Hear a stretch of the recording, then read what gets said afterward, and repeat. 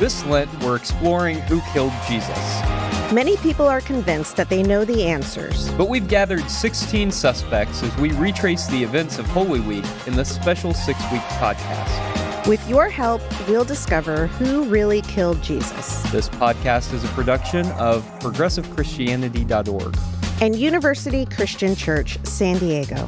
I'm Caleb Lines. And I'm Marshela Salgado. This is Who Killed Jesus, a true crime podcast, Episode 6, Silent Saturday and Easter Sunday. Welcome back to Who Killed Jesus, where we have been retracing the events of Holy Week to discover who really killed Jesus, why, and what that means for us today. So, since this is our final episode, let's go back and retrace these events of Holy Week very quickly. On Palm Sunday, we see Jesus entering into Jerusalem, staging a counter-protest against Roman imperialism. Then, on Holy Monday, Jesus and his disciples go into the temple and they stage a protest against the religious establishment, the purity system, and particularly those who are collaborating with Rome. On Teaching Tuesday, Jesus goes back to the temple, this time in the courtyard, and teaches this message that is both anti-imperial and anti-religious establishment. On Women's Wednesday, we see a woman anointing Jesus as the Messiah, as the king in the reign of God. And then we see Judas deciding that this is all too radical, and he decides to betray Jesus. Then on Maundy Thursday, we get this Passover meal where Jesus tells his disciples to remember him and to continue the act of tabling to break down barriers. And on Good Friday, Jesus is finally executed. And we are now to the events of Silent Saturday. So, that's a lot, Marshela. It is a lot. But we're here in the end. We're here in the end. And I mean, Marshela, is there really any wonder why Jesus ended up on the cross with all of that stuff? Yeah. He was really pushing buttons, and they were also pushing back. And just a lot going on that week. But, a lot. a lot. So that means that there were also a lot of suspects. Mm-hmm. Could you kind of go over who the suspects were and maybe why we chose some of those suspects? Yeah. Well, first is the Roman Empire. Mm-hmm. And obviously, they were living under the dominance of the Roman Empire. Right. That was the empire that they were living under. And along with that, we have Pontius Pilate, who he didn't live in Jerusalem at the time. He purposely would come in during the big Jewish festivals. And it was a big sign that the Roman Empire was trying to make. Like, we're watching you. We know that you've got stuff going on. And as we'd mentioned before, Passover being, the biggest celebration, but also the significance of Passover, which is the time when the Israelites were set free. Mm-hmm. So freedom, it's a good time if you want to make revolution and create something, and Passover would be a good one because there's significance behind that. So, so that, those two. With that is the Sanhedrin. Now with the Sanhedrin, I'm trying to think. Did we talk about? I don't know how much we really talk about the Sanhedrin in the process of what happened, the events of Friday, Thursday, in church. But we did talk about that a little bit in previous episodes. Yeah. The big one, Jews. Mm-hmm. Jews have been accused of being the ones to crucify Jesus over time. And unfortunately, that is very, very unfortunate because it has led to anti-Semitism. And yes, there were Jewish leaders involved in what happened during Holy Week and in, condemning Jesus and fighting back, pushing those buttons back and trying to corner him. But as a whole, Jesus's followers and Jesus himself, reminder, were Jewish. Mm-hmm. This is very significant. Important. And last week we didn't really mention it, but a lot of times over the centuries, the story has evolved that the same people who followed Jesus were the ones that condemned him to the cross. And I do want to mention that those followers were most likely not present when Jesus was stripped and the thorn of crowns was thrown on his head, because it happened in a private courtyard, right? It happened in Herod's court. Was it Herod? Yeah, the courtyard of Herod of Herod the Great's palace, where Pilate was likely staying. Right. So it was a private residence. It's not, invitation only. Yes. Like you had to be invited to be there. And most likely the peasants that were following Jesus, the people that were following Jesus, not all of them were peasants. Also, I do have to say that. But the people who followed Jesus were not the people that were invited there. So that in and of itself, the story kind of falls apart there. But we have the Sadducees and Pharisees, the leaders that were like pushing Jesus's buttons and trying to back him into a corner. Original sin, we do talk about, this all happened because Adam and Eve, fell apart in the garden and went against Jesus. And hand in hand with that would be God. Like that this is a story like because of Adam and Eve, God had no choice but to, condemn his son to the cross for our sake. And I like this one, the Republican Party. And you also had said U.S. politics with that. Because there's a lot of similarities that we've talked about, a lot of parallels of what was happening with the Roman Empire and what's happening right now in the U.S. and what has happened over decades.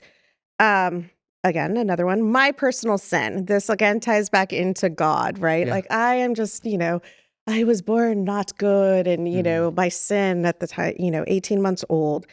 All the wrongdoing you could have done. All my wrongdoing, yes.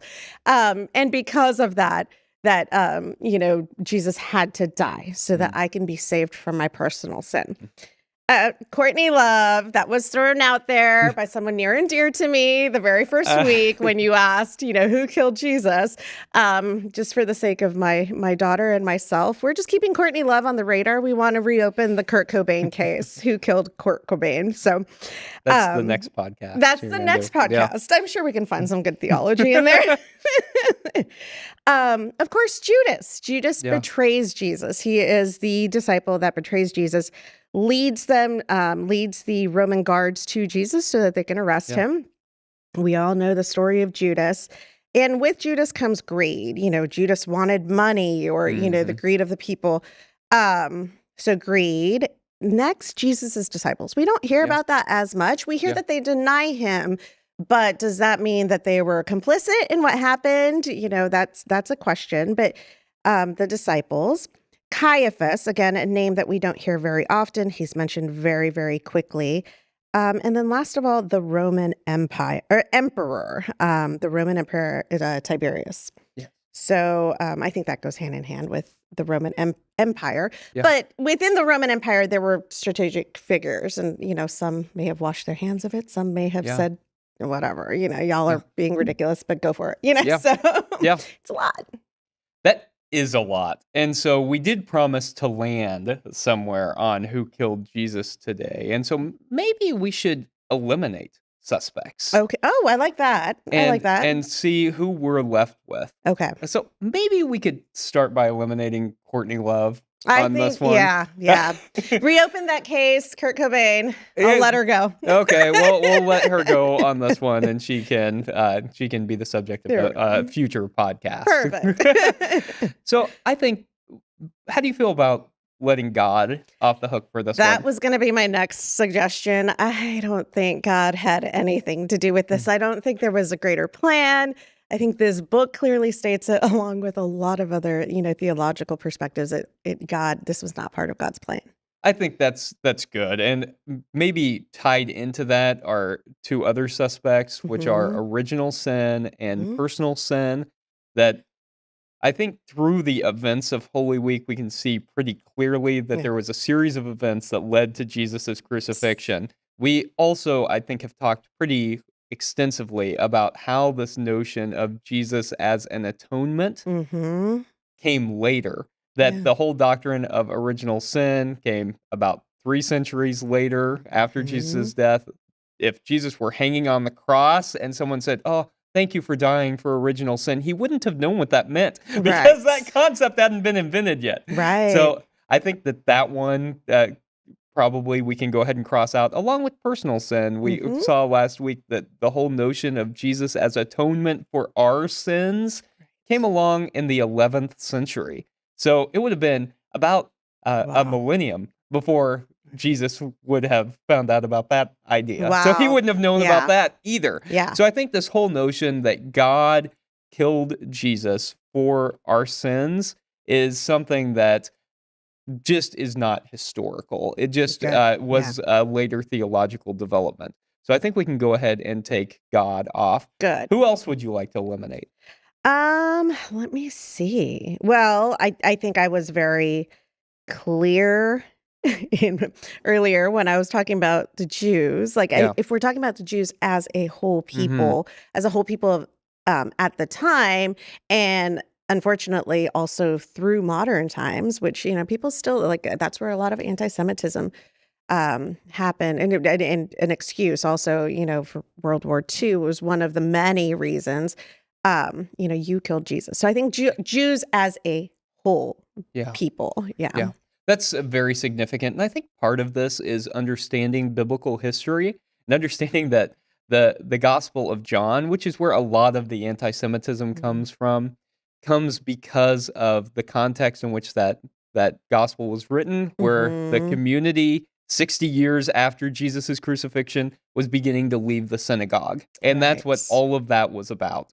Right. So as you so aptly pointed out, Jesus was Jewish. His followers were Jewish. Right. And so blaming the Jews for Jesus and for his crucifixion is just nonsensical. It doesn't make any sense. Yep. And so I think we can probably go ahead and eliminate Judas as well. Or, sorry, Jews as well. I think we should put a pin in the Republican Party, U.S. politics, and come back to that later.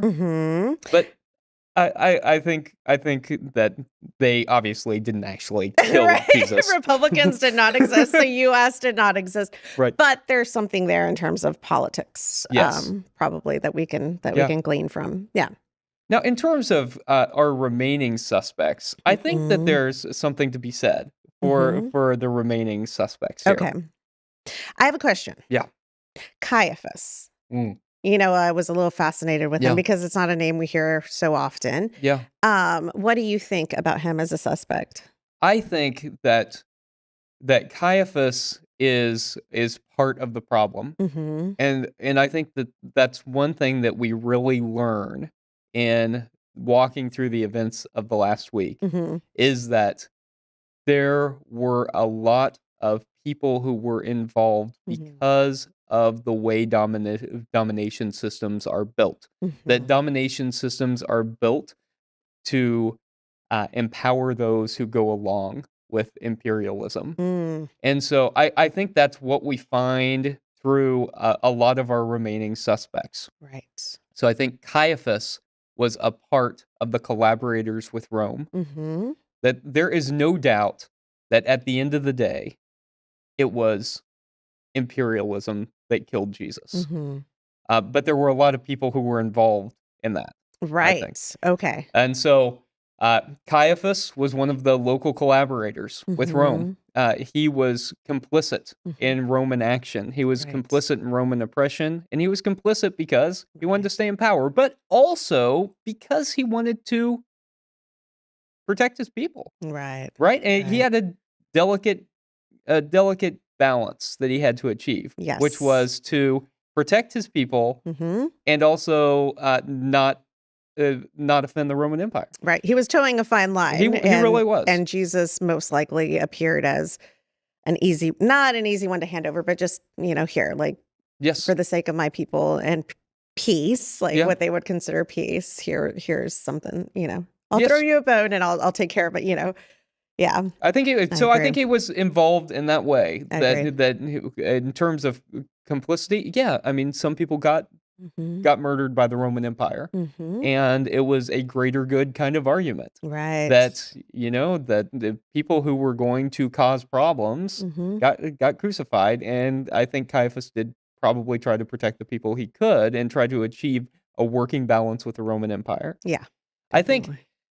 in terms of kind of collaborators too, we see people who are involved in the temple cult, including Mm-hmm. Pharisees and Sadducees. And Right. there's an argument that while Pharisees are the primary antagonists of the New Testament, that they were also probably the primary antagonists when the Gospels were written and not when Jesus Mm-hmm. was actually in ministry. And Okay. so that Right. gospel writers likely reinterpreted that, although Pharisees did care about like a strict adherence to the purity system. And Jesus was confronting that. That's one of the things he was doing in the temple, as we've discussed. But the Sadducees were really the ones who were in charge of the temple. And Jesus seemed to have a real problem Mm-hmm. with the way that the temple was operating. Yeah.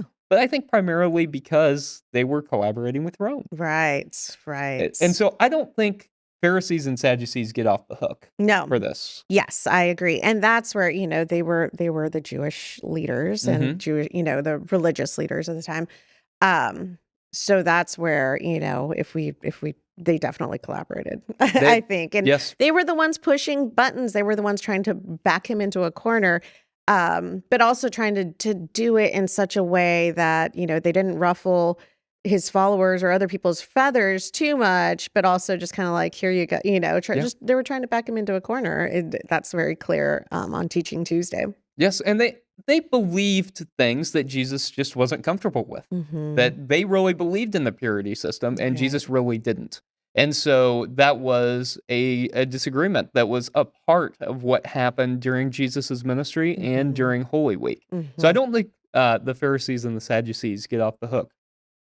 I also think the Sanhedrin, whatever that council of Jewish leaders was, religious leaders was, that they were likely a part of what was happening. Right. However that happened, clearly the religious establishment was Mm-hmm. not happy with Jesus. And so the council of leaders, I think, was involved in Mm-hmm. all of that. Okay.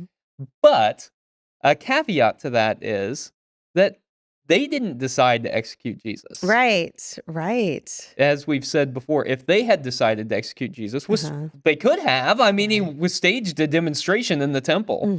Mm-hmm. They could have decided that. Yeah. They would have executed him by stoning. Mm-hmm. So I think it's fair to say that there was at least tension between Jesus and the religious establishment, Right. that there was something going on there, Yeah. but that they did not.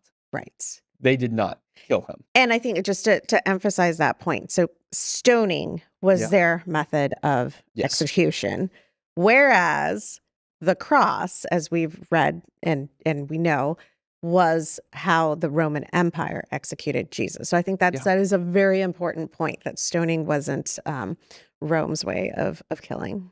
Yeah, right. That's right. That stoning was not Rome's way of killing, and that crucifixion was not the religious establishment, their method of execution. Mm-hmm. And so there is no way that they were responsible. And that's important to say because I hear that all the time. Mm-hmm. That, well, Jews killed Jesus, and Romans were like the puppets of Jewish leaders. Whoa. Well, that just simply is not true. Yeah. That is not historical. An oppressed people cannot tell the Roman Empire what to do. Right. That just does not happen. Yeah. So I think that Emperor Tiberius was certainly interested in quelling any forms of sedition. Mm-hmm. And that is just the nature of imperialism, Right. that people who are dangerous, you put down. So there was Roman policy to do that. So in that way, Emperor Tiberius was involved. I think the Roman Empire is involved, right? Okay. Because it is the Roman policy to put down acts of sedition. I think, though, ultimately, even though Caiaphas is let off the hook in the Gospels, and in one Gospel washes his hands of the whole thing, Right. that I don't think that's accurate. Mm-hmm. That Pilate is the governor. Mm-hmm. He's the one who comes in. Okay. He's the one who, is marching in on Palm Sunday and Jesus on the other side of town. Ultimately, it's Pilate's decision. Mm-hmm. Pilate decides Mm-hmm. that Jesus is getting crucified. We've already talked about how the whole thing with Barabbas isn't historical. And I think maybe this is the most important thing for us to say, that you cannot go to the Gospels and look at those accounts as if they reflect real history. Exactly. Yeah. Because they just don't. Yeah. They are interpretive. They are theological interpretive works. And so I think that, yes, while the remaining folks, Judas probably played a role, you could argue that Judas is symbolic, right, for us. Well, realistically, I believe there really is no historical record of a Judas. So it could be, a figure that they use to aid the story, moving it along or adding to it. Or maybe there really was one of Jesus's followers. It doesn't have to be the direct 12. It could be any who, for fear of their own life, their own safety, decided, maybe it's best I turn him in. So there is possibility, but there is no actual historical record other than the story we read in the Bible. Right, of Judas. So who knows, really? But certainly in the narrative, he plays a role of turning him over, and I think that is at least, no matter if he existed or not, the question for us is, are we following Jesus or are we betraying Jesus, the principles of Jesus? And is Judas motivated by greed or fear or whatever? I think we're supposed to ask, are we being motivated by those? And the same with disciples who ultimately aren't there for Jesus. I think the male disciples. The male disciples. That's a great point, because the female disciples are there, and are funding the ministry or at the cross. And so, which disciples are we? I think is one of their most important roles in the Passion narrative. Yeah.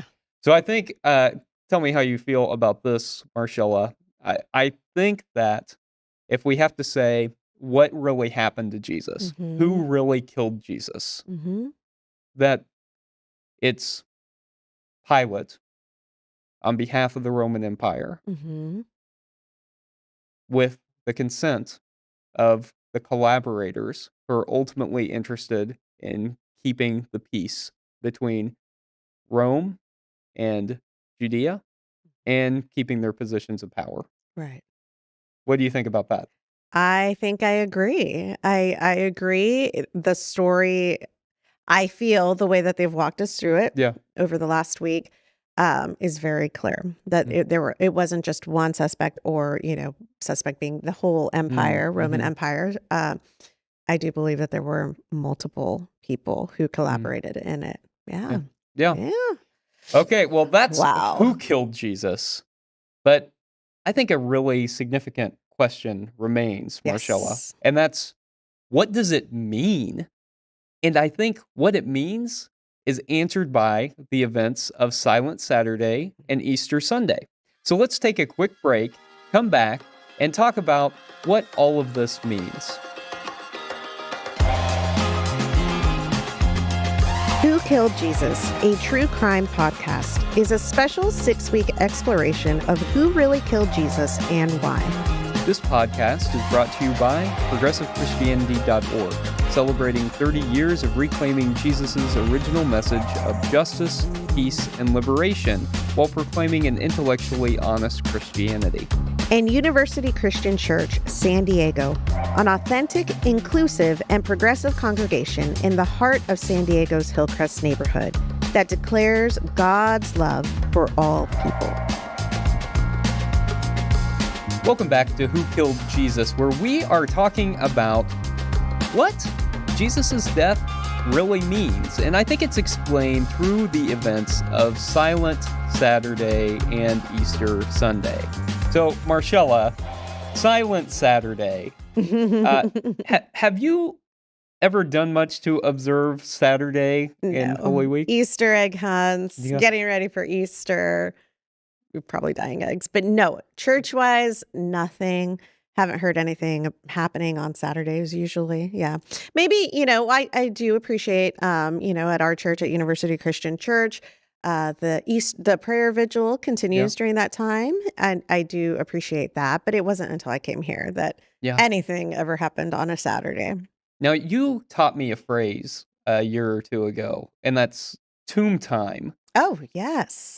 Is there something significant about tomb time? Yes, and that actually is a term that I heard from my friend Andrea Canales, and it's in terms of grief, grief or just even like when there's too much going on. Like look at us right now as a society, we're overwhelmed. We're just like there's so much going on, and sometimes we need that tomb time to process what's happened. It's a time to reflect, to sit quietly and just work through some of the stuff. And sometimes, it's not like going to therapy, going to talk to a friend, going to, active stuff. It's really just quieting and reflection and trying to figure out, and reflecting on like what's happened.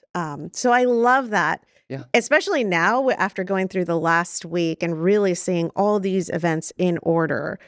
And I keep saying, it's a lot, and it really is a lot. So that tomb time might be very important. Yeah, and I think that probably, if we had to guess historically what happened on Saturday, the processing day. Mm-hmm. You've just gone through these events and you've seen your leader crucified. Yeah. That is a day that is both overwhelming emotionally and in terms of what it is that's next. It's I think a day where you can't really process, or you're trying to process and you can't really think through logically what's going to happen next. Yeah.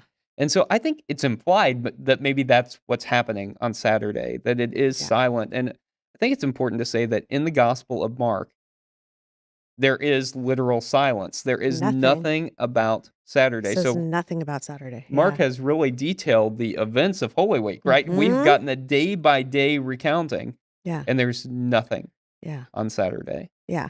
And I think there's a lot that, over time has developed assumptions, a lot of assumptions on what happened to Jesus. Did he go down into, Hades or hell or, what, or, was he in limbo? Was he, there are so many ideas that have come, but they're all assumptions and none of them happened, were even 40 years after Jesus' crucifixion. None of them are mentioned in Mark at all, so they're again assumptions. I think that's a great point. Yeah, the harrowing of hell, as it's often called, as Jesus goes down into hell and then liberates people from hell. That's a theological development much later, but there is some debate about. He certainly didn't go into hell because that concept probably wasn't a concept that Jesus believed in. He didn't necessarily talk about hell. He talked about Gehenna, as we've mentioned, the and Jewish place. Tradition didn't believe in hell, which is why Jesus wouldn't have, Right.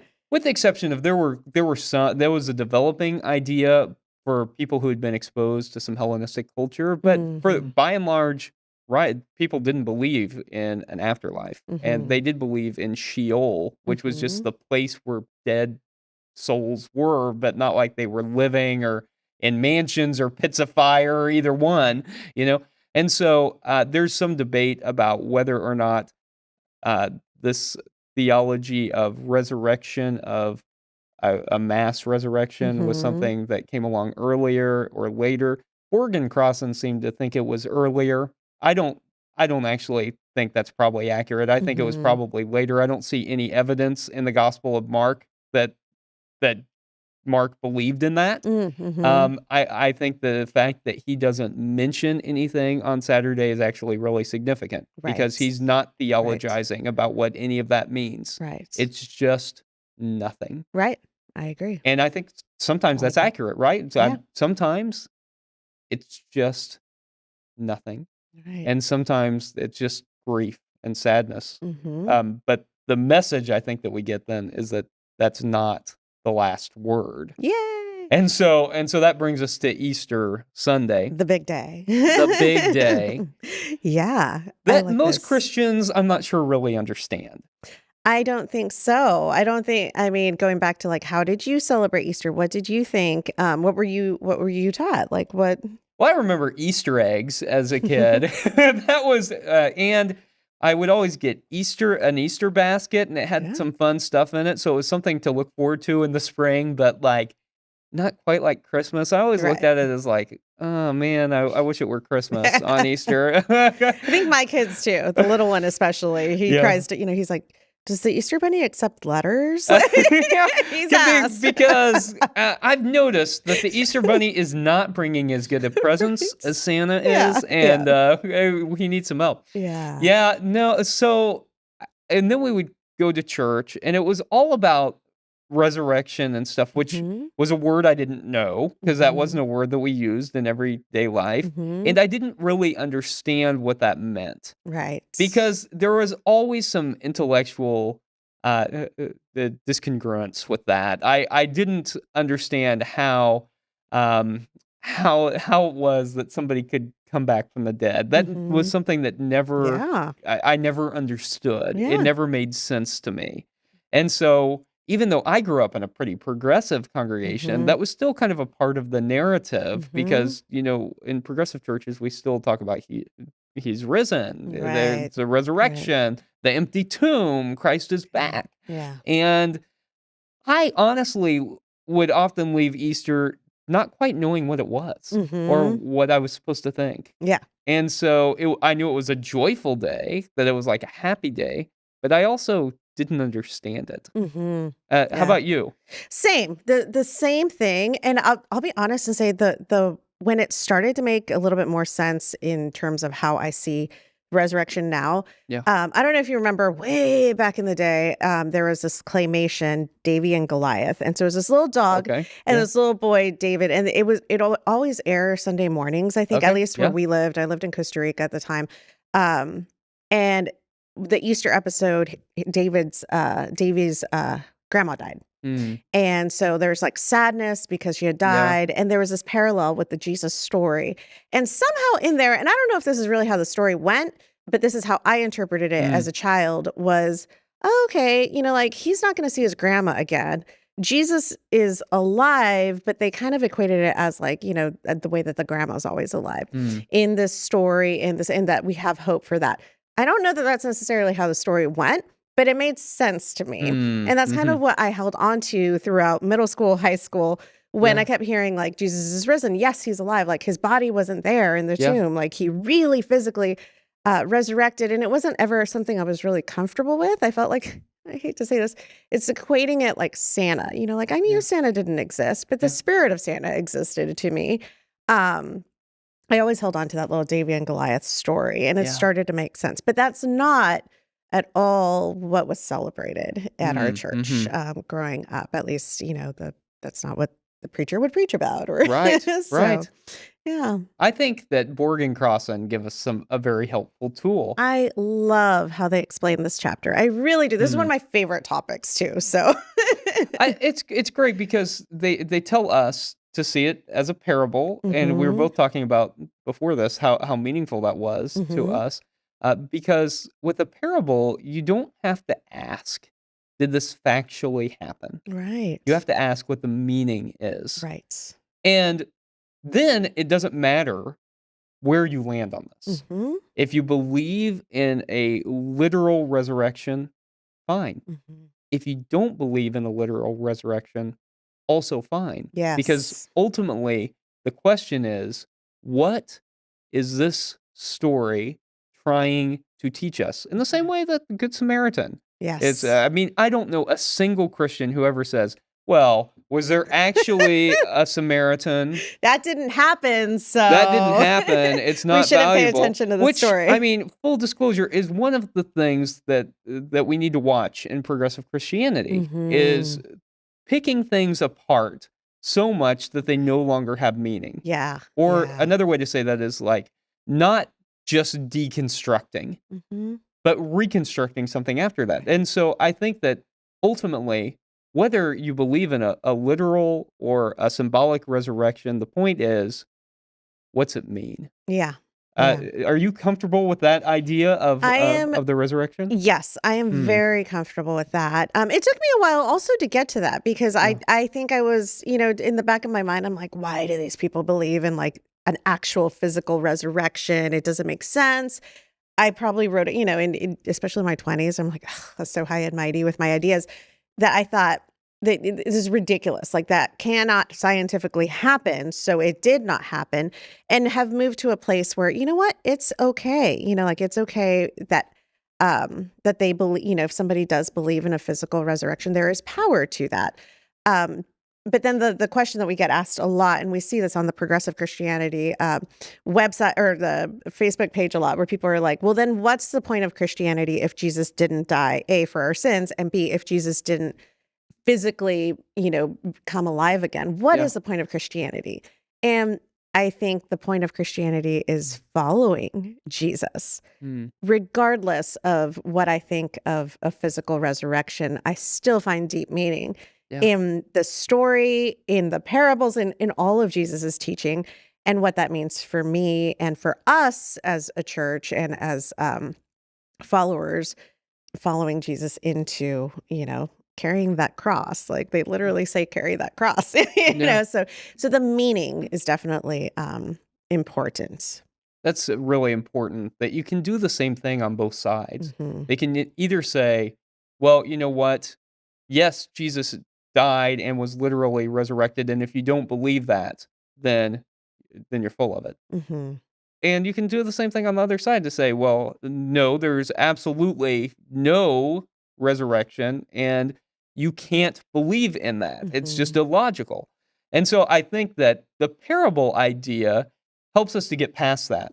And to say it really doesn't matter, because the point is the same. And I think the point is that we are invited to participate in resurrection, that we are invited to go and follow Jesus's message in the way you were just describing today. And whenever we do, it is a form of that resurrection, that we are a part of the resurrection, that Jesus's teachings are embodied through our work.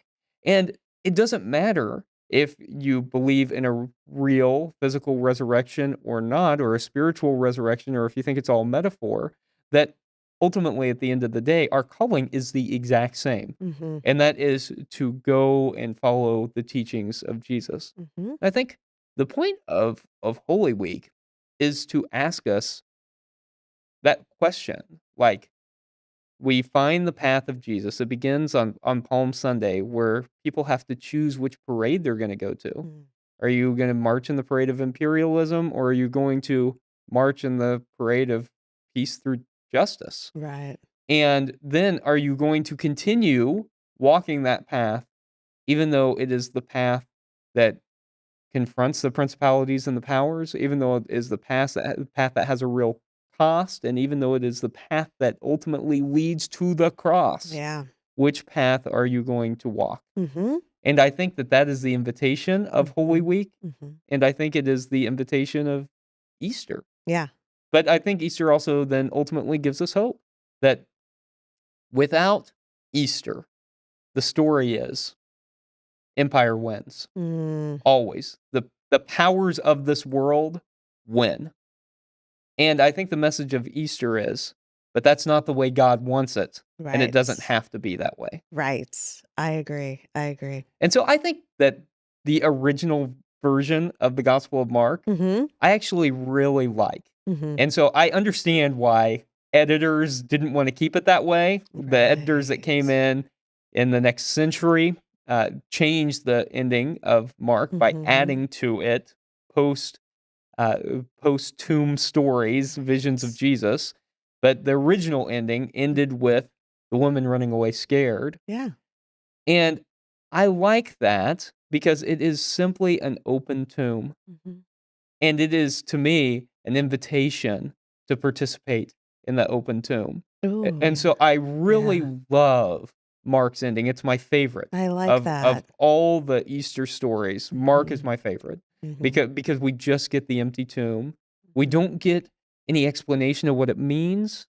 We don't find out what the women go and do. We just get the invitation, but we know what happened. That is a good writer right there. I mean, that's a good novel ends that way, right? Where it's like, oh, you can go this way, you could go that. I mean, it is he was a good writer.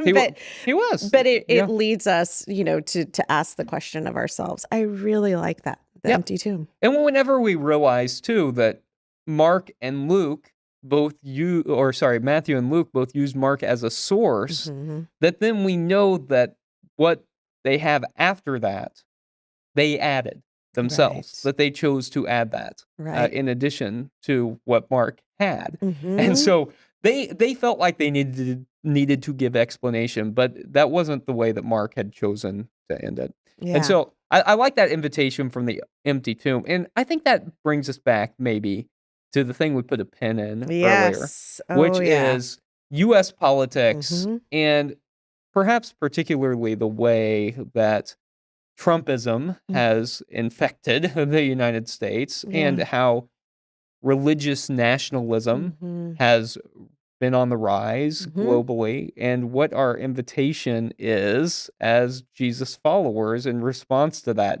Do you have any thoughts on that, Marshela? Well, as we read through the book, there are very clear parallels between the Roman Empire and, in looking at, you cannot look at U.S. politics without carrying it abroad, since we are an imperial power. But there are some very clear parallels with how we're living today. And then on top of that, some very clear parallels too with religious leaders who are either being used by the government, or who are very clearly just standing up and just wanting to affirm what's happening in certain areas. Like but there is that parallel. Like some of our Christian, well, I shouldn't say but some Christian leaders are being used in the same way that perhaps, we had other leaders, had with Caiaphas or, That is a great point, Marshela. I think about, say, I think about the reproductive rights movement as a case in point, that ultimately what those who are in political power care about, I don't think is actually whether or not people can get abortions. Right. They care about staying in power. Right. And manipulating the religious folks in order to keep them in power. And so I think that we've had religious collaborators with that. And I'm not sure that a lot of the people in the moral majority really have a big interest in abortion. I think they have an interest in political power in the same way that Caiaphas and the collaborators in Rome had that interest in keeping their political power. And so they then, in the U.S., galvanized people around this issue to keep these often abhorrent people in power, to get this one issue at the forefront, and to ultimately get people to vote against themselves, to vote against their own self-interest, and to vote against the interests of what's best for the United States. And so I think that's a perfect example that you gave. I think about the imperialism of the U.S. Oppressing others in the same way that Rome has done, but not just the U.S. That we see, principalities and powers doing this all over the world. That we see genocide happening right now. We see the war in Ukraine. That we see domination systems doing what domination systems always do, which is wanting to hold on to power, particularly at the expense of the most vulnerable in society. And so I think our job as Jesus followers, the lesson from Holy Week is to say, Jesus wasn't the domination system. No.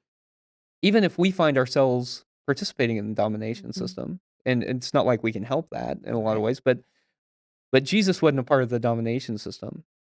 He challenged the domination systems. And so our job as Jesus followers, if we're really in the Jesus parade, is to challenge the domination systems, to stand on behalf of those who are marginalized, because the marginalized were the ones who were hanging on the cross. Right. Justice, liberation, peace, and love. Right. Those were all, if we had a slogan for the Jesus parade, I think that would be it. And all, you cannot have those things when you're participating in part of the domination system. That's a great way to end this, I think, Marshela. So thanks for having these conversations every week. Wasn't this fun? Yes, I love talking about this stuff. Me too. Learning. I learned so much in the process. Me too. And I think it was really reinforced for me how much we had collaboration happening in what ultimately happened to Jesus, and how complicated first century world was, and how much of that we don't necessarily know without real time to study and think about what it means and break down the narrative that we're given by much of Christianity. Yeah, definitely. So thanks for doing this, Marshela, and thanks to all of you for taking time each week to join us as we walk through the events of Holy Week to discover who really killed Jesus.